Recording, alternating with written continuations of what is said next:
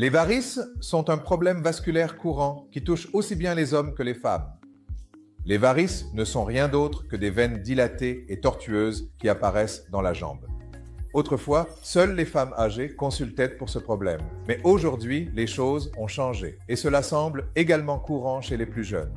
Quels sont les symptômes courants? Les veines de la jambe deviennent très grosses, tortueuses et inesthétiques. Et si vous laissez la situation s'aggraver, la peau est touchée sous la forme de ce qu'on appelle un noircissement de la peau, une décoloration, et si cela continue, cela peut évoluer en ulcération. Parfois, la veine devient tellement grosse qu'elle peut même se rompre et provoquer des saignements. Et quels sont les facteurs de risque courants pour développer des varices? Comme nous l'avons dit, c'est un peu plus fréquent chez les femmes, mais cela touche aussi les hommes, généralement entre 30 et 60 ans. Et les autres facteurs de risque sont le surpoids, le tabagisme, ainsi que les professions où l'on reste debout longtemps, comme les enseignants, les policiers, les infirmières, voire les médecins. Les complications sont généralement d'ordre esthétique, sous la forme de veines inesthétiques, ou bien elles peuvent devenir symptomatiques avec un gonflement de la jambe, ce que l'on appelle un œdème, ainsi que des crampes ou des douleurs au mollet.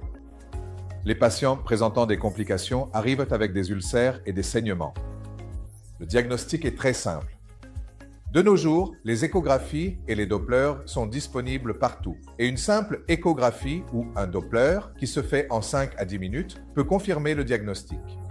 Le traitement, aujourd'hui, est exclusivement endovasculaire.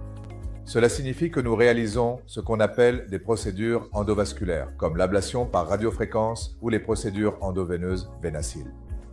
Toutes ces interventions se font en ambulatoire, ce qui permet aux patients de venir, de se faire traiter et de repartir en 4 à 5 heures.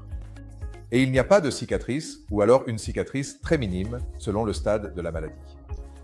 Et toutes ces techniques donnent d'excellents résultats, aussi bien à court terme qu'à long terme. Et si vous prenez soin de vos veines par la suite, je pense que le taux de récidive est quasiment nul. Donc, si vous présentez des signes de veines saillantes, de gonflement des jambes ou de douleur à la jambe, consultez immédiatement un spécialiste afin que nous puissions obtenir d'excellents résultats.